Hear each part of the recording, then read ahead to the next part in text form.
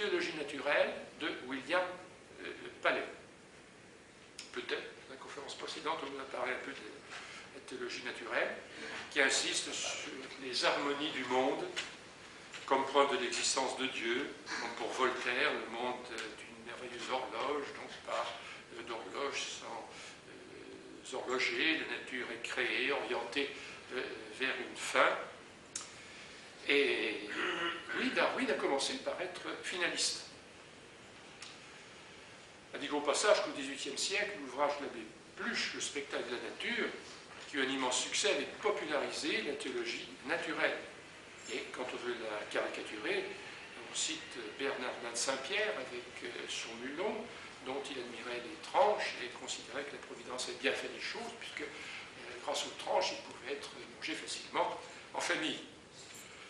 Toujours dans son autobiographie, il raconte son itinéraire religieux. En embarquant sur le Beagle, Darwin confie qu'il était un croyant tout à fait orthodoxe. Il se souvient avoir provoqué des rires chez plusieurs officiers, pourtant croyants, en citant la Bible comme une autorité incontestable sur le point de la morale. Mais très vite, l'Ancien Testament lui parut suspect quant à son histoire du monde, et le fait qu'il attribuait à Dieu les sentiments d'un tyran vindicatif, dit Darwin, et cela n'était pas plus digne de confiance que les livres sacrés des hindous ou les croyances d'autres barbares. Il ne pouvait admettre que les incroyants, comme son père et son frère, puissent être punis éternellement. Devenant de plus en plus critique vis-à-vis des évangiles, qui présentent entre eux des contradictions, il en vient, écrit-il, graduellement à ne plus croire au christianisme comme révélation divine. Mais rejetant la notion de religion révélée, il ne rejetait pas encore toute foi. Il a conservé, pendant un certain temps, une foi, mais une foi tout à fait personnelle. Il était longtemps sensible à ce qu'il appelle les scènes grandioses que lui offrait la nature. Il écrit « Une autre source de conviction de l'existence de Dieu, liée à la raison et non au sentiment, me paraît de bien plus de poids. Elle découle de la difficulté extrême, presque de l'impossibilité, à concevoir cet univers immense et merveilleux, comprenant l'homme avec sa capacité de voir loin dans le passé, vers l'avenir, comme le résultat d'une nécessité ou d'un hasard aveugle. Une telle réflexion me pousse à considérer une cause première ayant un esprit intelligent analogue à un certain degré à celui de l'homme. Et je peux être qualifié de déiste. » Donc, ce n'est pas tout de suite qu'il s'est défait de l'idée d'un créateur. Comme pour Augustin, l'existence du mal lui a posé problème, encore qu'avec beaucoup moins d'acuité. Il dit qu'il y ait beaucoup de souffrances dans le monde, personne n'en disconvient. Certains ont tenté d'expliquer cela par référence à l'homme, en imaginant que cela sert à son perfectionnement moral. Mais le nombre des hommes dans le monde est presque insignifiant comparé à celui de l'ensemble des autres êtres sensibles. Et ceux-ci souffrent souvent beaucoup, sans l'ombre d'un perfectionnement moral. Un être aussi puissant et aussi riche de connaissances que le Dieu qui a pu créer l'univers est, pour nos esprits finis, omnipotent et omniscient. Notre compréhension se révolte de supposer que sa bienveillance ne soit pas sans limite. Car, quel est l'intérêt de la souffrance de millions d'animaux inférieurs pendant presque un temps infini? Car non seulement Darwin a pensé à la souffrance des hommes, mais il a pensé aussi à la souffrance des animaux.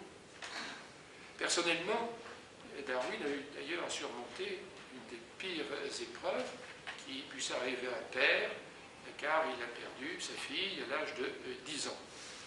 Décès qui a scellé pour lui l'incompatibilité entre le mal injuste qui atteint les enfants et l'omnipotence d'un Dieu infiniment.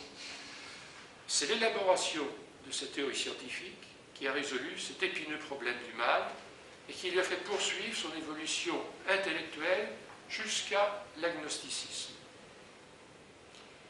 Cette théorie, en effet, allait changer tout à la fois le statut de Dieu et celui de l'homme. Il est en effet bien connu maintenant que Darwin a montré une vaste parenté entre tous les êtres vivants qui sont généalogiquement unis. Les êtres complexes dérivant plus simple, et cela jusqu'à l'homme qui n'est pas une exception dans le monde vivant, qui fait intégralement partie du monde vivant et de l'originalité. La pensée n'est pas due à une intervention supérieure, mais à un progrès dans les processus naturels. Plus besoin de Dieu donc pour rendre compte des harmonies de la nature.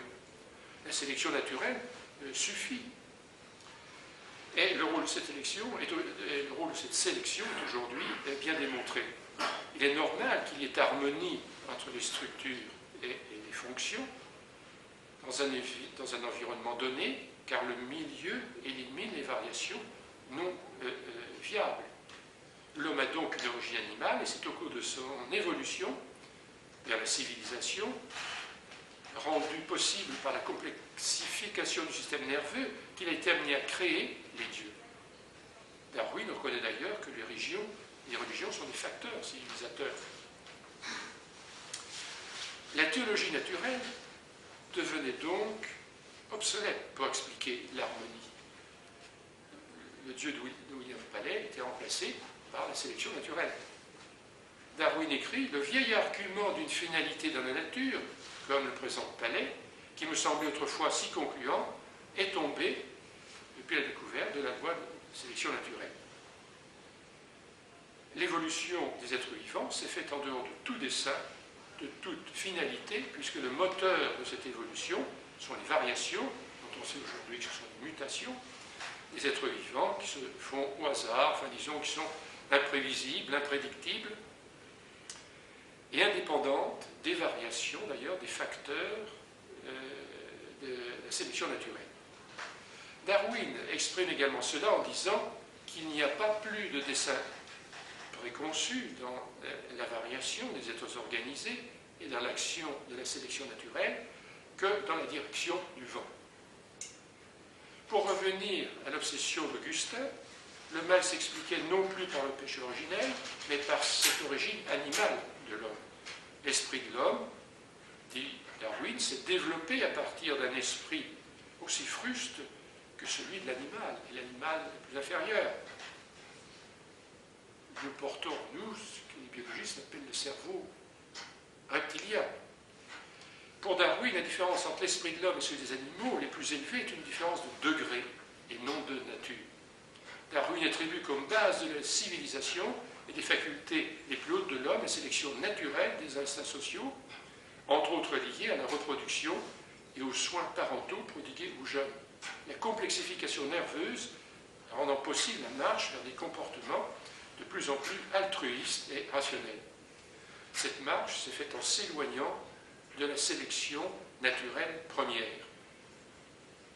En effet, je crois que c'est important que je dise cela, parce que je crois qu'on perçoit mal Darwin avec cette sélection naturelle qui, conduisant à la civilisation, est devenue antisélective.